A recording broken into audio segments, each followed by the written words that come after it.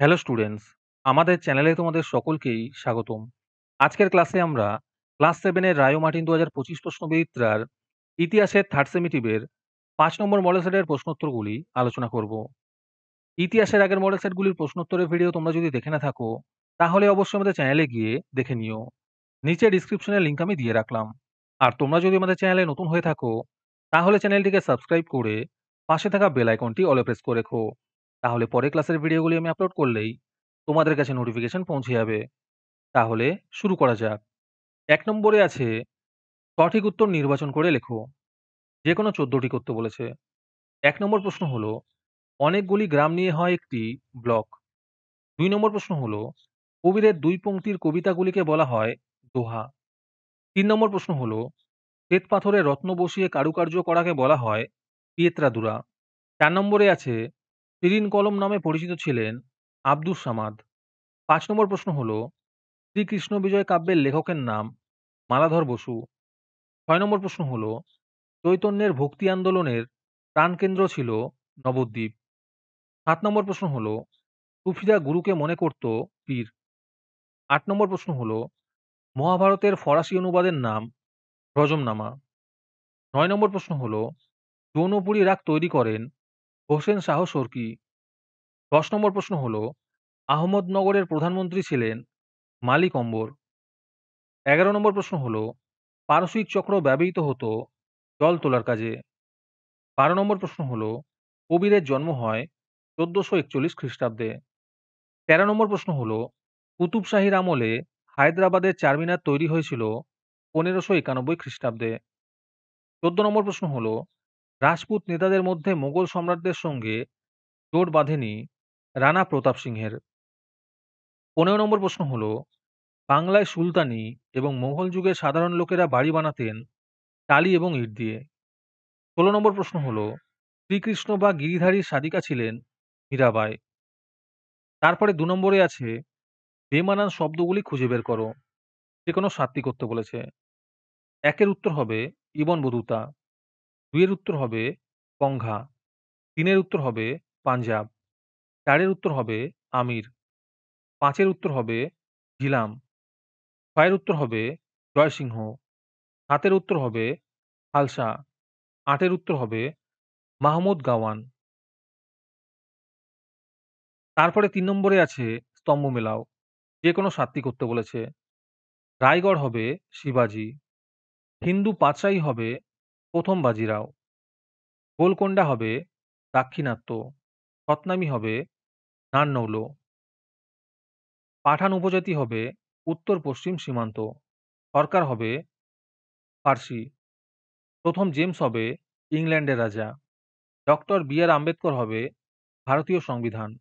আজকের ক্লাসের ফ্রি পিডিএফটি পাওয়ার জন্য প্রথমে তোমাদের এই ভিডিওটিকে লাইক করতে হবে। তারপরে আমাদের চ্যানেলটিকে সাবস্ক্রাইব করে তার একটি স্ক্রিনশট তুলে আমাদের হোয়াটসঅ্যাপ নাম্বার 7501121499 পাঠালেই তোমরা ফ্রি পিডিএফটি পেয়ে যাবে।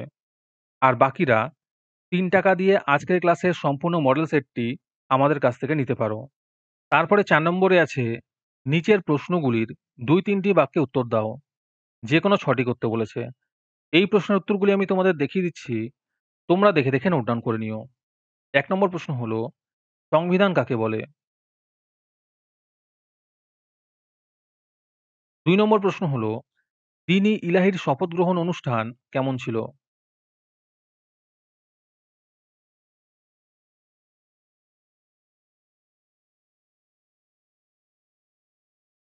৩ নম্বর প্রশ্ন হলো, কবে কাদের মধ্যে পুরন্দরের সন্ধি হয়েছিল? ৪ নম্বর প্রশ্ন হলো, ক্যালিগ্রাফি এবং মিনিয়েচার বলতে কি বোঝায়? ৫ নম্বর প্রশ্ন হলো, বাঙালি বৌদ্ধ আচার্যদের মধ্যে বিখ্যাত কে ছিলেন এবং তার বাড়িকে নাস্তিক পণ্ডিতের ভিটা বলা হতো কেন?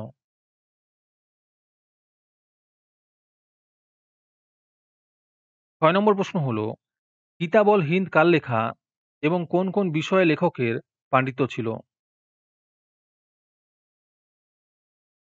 তারপরে ৫ নম্বরে আছে নিম্নলিখিত প্রশ্নগুলির ৪-৫টি বাক্যে উত্তর দাও। যেকোনো ৫টি করতে বলেছে। ১ নম্বর প্রশ্ন হলো, রাজা লক্ষণ সেনের রাজসভার সাহিত্য চর্চার পরিচয় দাও।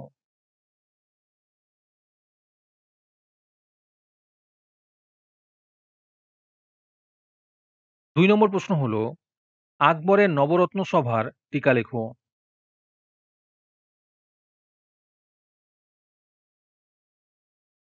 ৩ নম্বর প্রশ্ন হলো, শিবাজির সঙ্গে মোগলদের দ্বন্দ্বের কারণ কি ছিল?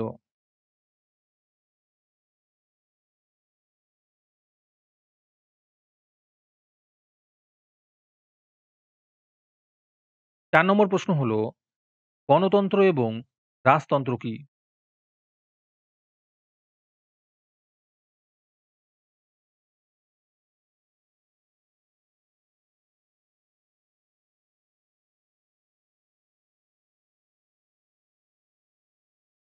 ৫ নম্বর প্রশ্ন হলো, মধ্যযুগে ভারতে ভক্তিবাদী সাধক-সাধিকাদের নাম লেখো।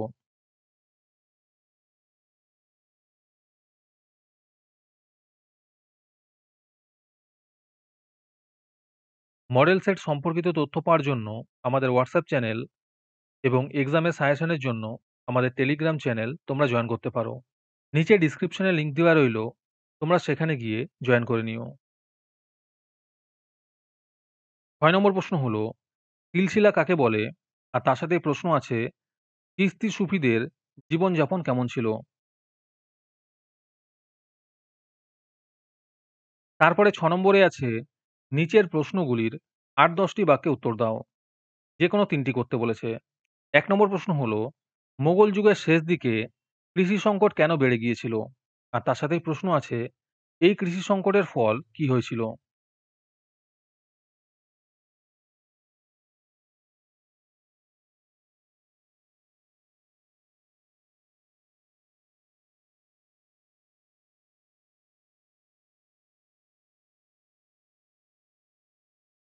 ২ নম্বর প্রশ্ন হলো, ভারতকে কেন গণতান্ত্রিক ও যুক্তরাষ্ট্রীয় বলা হয়?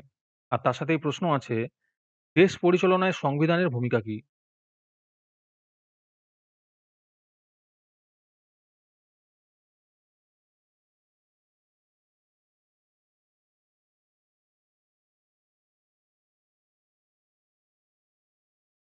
৩ নম্বর প্রশ্ন হলো, পৌরসভা ও গ্রাম পঞ্চায়েতগুলি কি কাজ করে?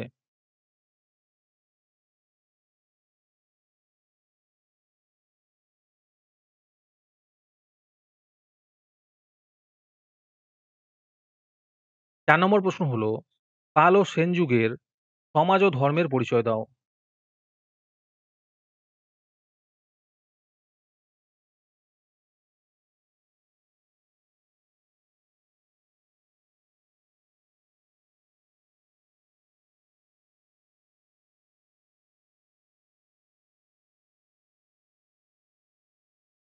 আজকের ক্লাসটি তোমাদের ভালো লেগে থাকলে ভিডিওটিকে লাইক এবং চ্যানেলটিকে সাবস্ক্রাইব করে দিও। তার সাথে ভিডিওটি তোমাদের সহপাঠীদের শেয়ার করে দিও। আর তোমরা কোথা থেকে আমাদের ভিডিওটি দেখছো অবশ্যই কমেন্টে লিখে জানিও। তাহলে আজকে এই পর্যন্তই। দেখা হচ্ছে পরের ক্লাসে।